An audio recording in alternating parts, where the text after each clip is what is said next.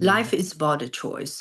Even today, when our business mission is give small business a choice, right? So when you have a choice, you have a freedom.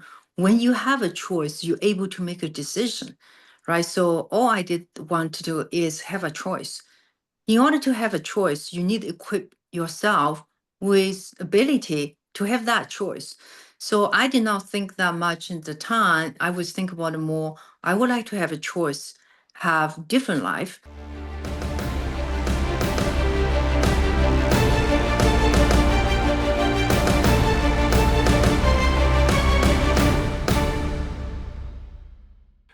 Say it with me.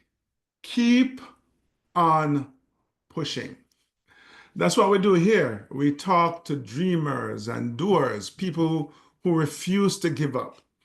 In this podcast, we take a deep dive into the minds and the lives of people who have found a way to push past their particular circumstances. So we're talking about real life stories of persistence, of resilience, of personal growth.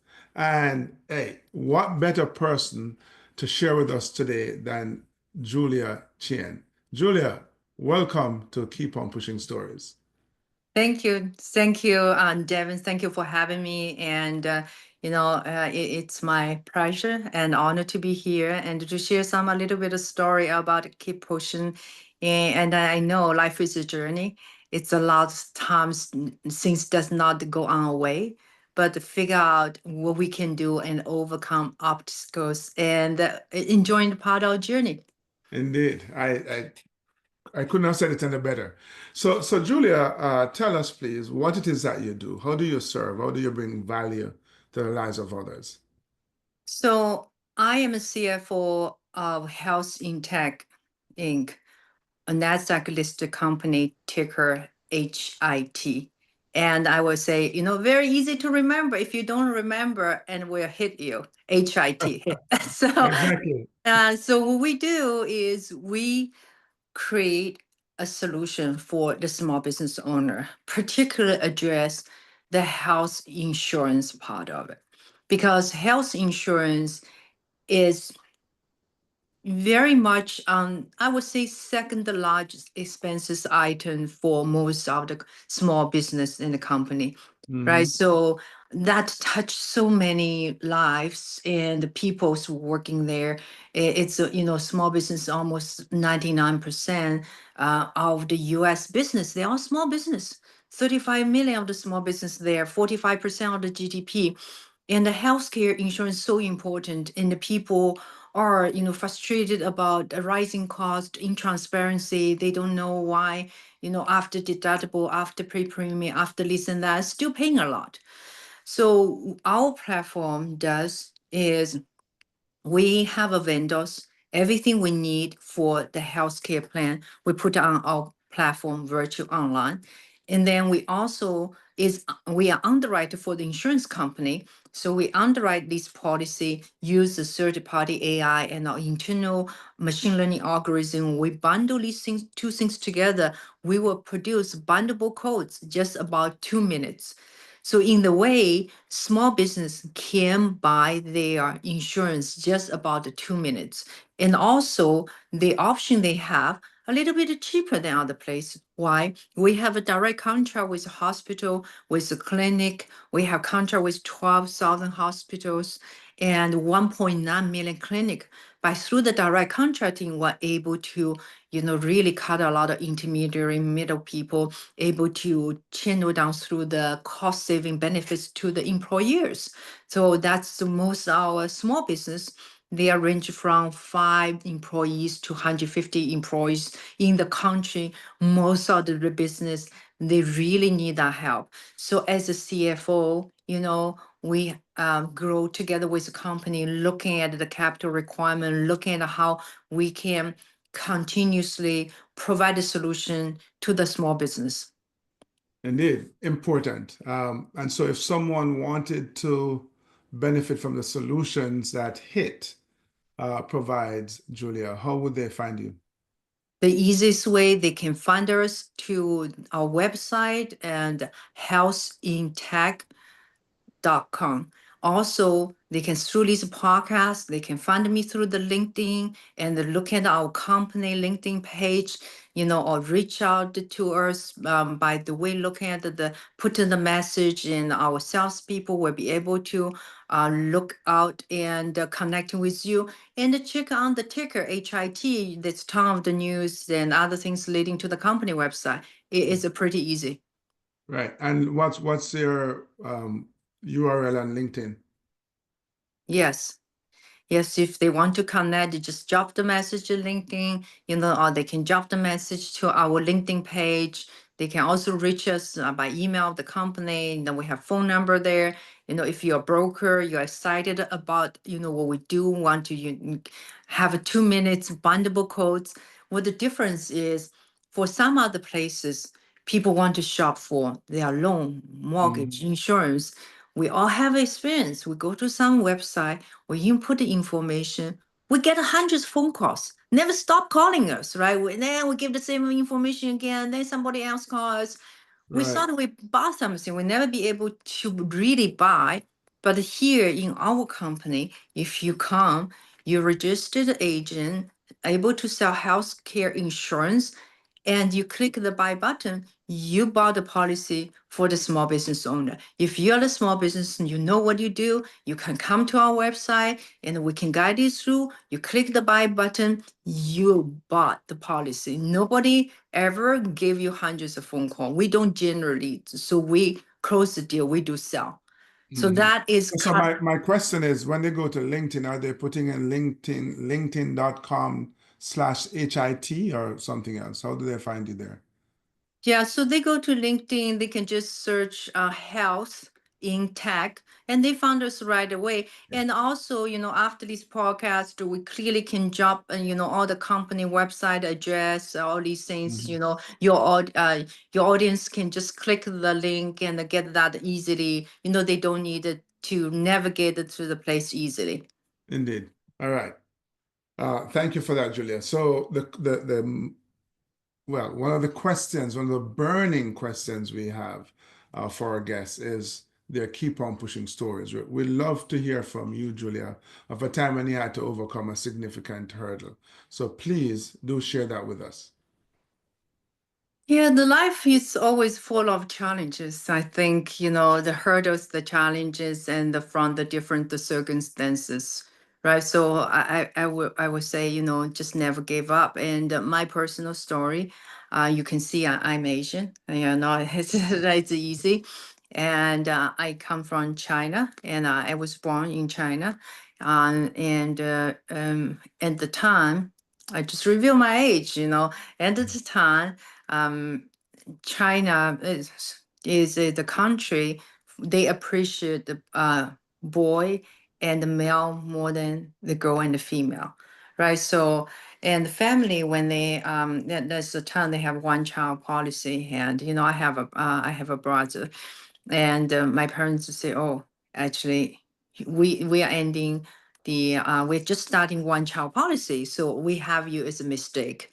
And then they further then they told me they said, look, and the family, because boy carry on the family surname and going on, and the girls less appreciate, right? So the path for the girl and the female is marry somebody wealthy, marry somebody, change their life. I did not, I take that as no. So I was like, no, I'm not going to trade my freedom, and I'm going to make my own way to build the life I want. So, I persisted and I excelled in the school, and I went to school after graduate.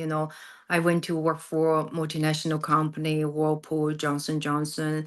Then I was, relocated and working in a different country, um, Japan, Singapore, Korean, and Australia. And then eventually went to city and Singapore. Then I was relocated to US.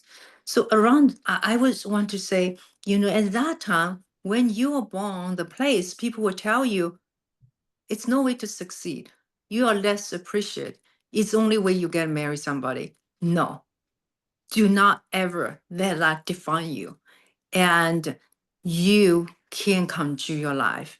If you try, you will succeed. Hmm. How old were you when that idea was presented to you that the only way for you to succeed was for you to marry a rich guy and have him take care of you, so to Oh, speak? it's to the teenage. So it's a culture to the teenage when the parents have a conversation. When the relative, everybody around is look at so and so, and they married to that person. The girls don't worry about your school, right? So just move forward. So yes, through the teenage time, actually. Mm-hmm. What was it in you, Julia, that gave you that fire, to put up the resistance to the what would have been the norm for you to not necessarily do well in school, go through the motions, and get married? I think I would say it's not the easy journey when you get into school. And I realized that when I look at the people around me, I think I want to manage on my own life. And I really don't look at somebody that's going to marry other people in the very senior age and is going to be very happy.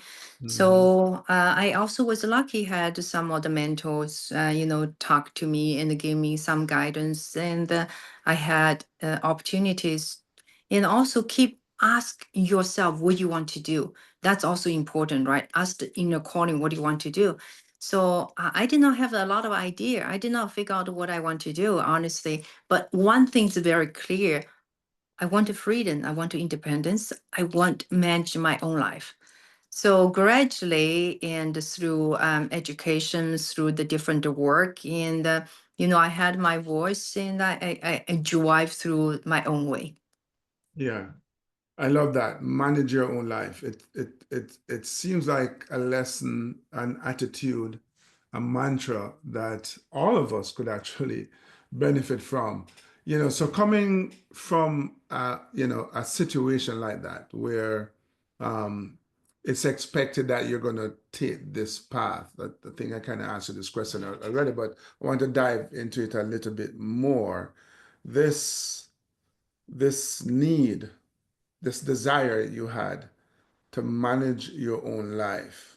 Can you think back? Have you ever thought about what was it about you or the situation that you grew up in that made you say, I want to be free and chart my own destiny? I think it would be miserable, right? So something if people you don't want to do, and if you have no choice. Life Mhm. is about a choice. Even today, what we our business mission is give small business a choice, right? So when you have a choice, you have a freedom. When you have a choice, you're able to make a decision, right? So all I did want to do is have a choice. In order to have a choice, you need to equip yourself with ability to have that choice. So I did not think that much in the time. I was think about it more. I would like to have a choice, have different life. So that's why when I graduated from school, I started work for Whirlpool, and the ton and the Whirlpool entered the China, and I went as the cost analyst, and I worked Whirlpool. It opened up my mind. It's like a lot of possibility. The job is very intriguing. It's interesting. It's a lot of traveling. It's a lot of work, and I have to work and more than 16 hours, 18 hours for the project. But I take that as a learning experience. When you're young, you just need to learn, push forward, accumulate those experience, and then I changed the work and job, and then I worked for Johnson Johnson, then changed to work for General Motors, then Citigroup. Then with the city for 14 years, I was city Singapore for 6 years, and 7 years in the U.S. Where how I came to U.S. City relocated me to the U.S. and when I had opportunities, privilege to work for the CEO of the consumer bank. Also, we worked on the U.S. Distribution, commercial banking. So I did whole things of different role in city. There I was handpicked in the city fintech and the leading a part of the leading unit to transfer the bank to the digital. So those are the experience around the way. Yes, that is not easy. But when you have a choice, you continuously seek ability to have a choice. The opportunity presents itself, and then the life progress. Hmm. What would you say as you sought to have your own freedom, make your own decisions, chart your own path?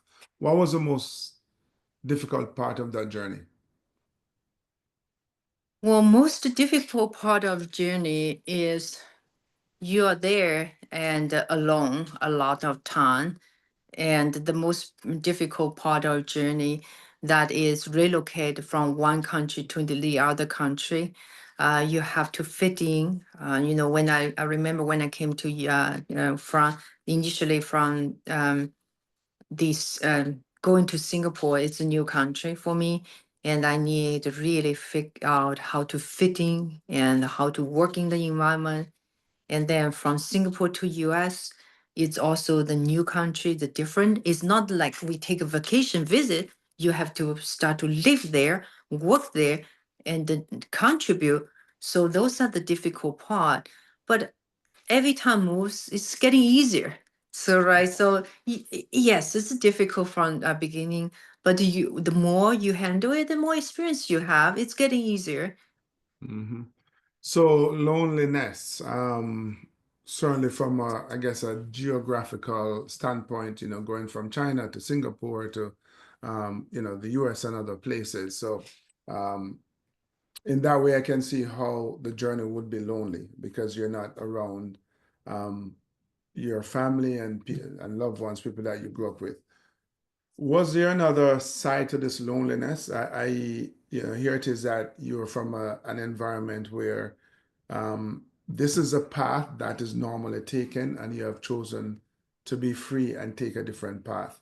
I know you had mentors and so on, but did you find that journey emotionally, mentally lonely as well? Not really. When the beginning, yes, you don't have, I did not have a lot of friends, but quickly I settled in and I start to, socializing and then make friends and start to really um, blend into my neighborhood and, talk to people. And I see also it's an opportunity. So when you're lonely, you don't have friends nearby, and you start to make new friends Hmm. and you start to the life is different chapter. So I look at the life into the different chapters. So you have opportunity to make new friends, involve in the community work and involve into different activity. So involving in the company, I take different project and I make friends with colleagues, and that helped me really take the different perspective.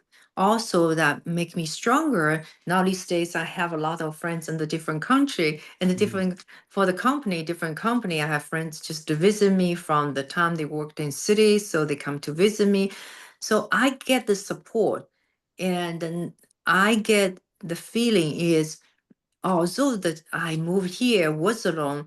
Now because I'm making more friends, I'm no longer alone. So the journey is loneliness is relative. It is come from the heart. Or whenever you find a solution, overcome it, it will go away. Yes. So yeah, loneliness is relative. It's a journey, and that journey has different chapters. What would you say are one or two of the biggest lessons you've learned along that journey and in those chapters of your life? The biggest lessons learned, I think, is don't get the emotion overtake your judgment. Right? Sometimes we are down because there are circumstances we are emotionally we lead by our emotion to make some decision, or we say something which we is hurtful. We will not intentionally hurt anybody. I think it is very important. What I learned is really regulate your emotions and to take a breath and look at the circumstances. Often people just driven by emotion and think things, oh yeah, the thing's great, it's great, everything's great. They do not see the downside. If Mm. everything happens, it's an obstacle, they think, oh my God, everything is worse, right? It whether it's great and worse, it's also relative on the circumstances. So if we learn how to regulate our emotion, to look at the facts, and sometimes the words is how the tone is delivered. So we can choose our words, deliver the message differently rather than driven by emotion to avoid either the conflicts or to avoid something can be avoided. So make example. So, you know, uh, our CEO and my boss and I sometimes we had an argument. We can be very, very heated argument for something so small, right? So after that, I just realized because when we argue something so small, and then we lost the sight of the facts. So because now the emotion take over, and instead of address the issue or figure out the solution, we kind of get ahead of ourselves, or being emotional, argue something, and it's not that productive. So that is big lesson. I think in order to be a leader in the company, also it's this senior management to understand how to convey the message and how to um, have a constructive discussion to have productive outcome is very important. Regulate your emotions. It's, as I said, it's a life is a journey. You have all these different chapters, and if you're going to take control of your life, enjoy your freedom, explore your freedom. There's going to be all these different um, situations, conflicts that requires you, as you just said, it's all relative. It's not neither that bad or necessarily good. It depends on how you look at it. Wow. This is a story that is very different from, quite frankly, all the ones that are in many ways, all the ones that has been shared. Thank you so much for this idea of, you know, wanting to manage your life. I think we all should want to take charge of our lives, regardless of what other people are saying to us, and regardless of the circumstances that we might find ourselves in.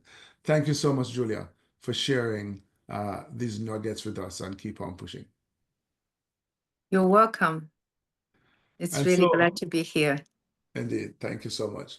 Guys, if you enjoyed this, if you found it valuable, then please drop us a like. But more importantly, share it. Please share this because I know there's someone out there who could absolutely benefit from a message like this. So until we connect next time, keep on pushing.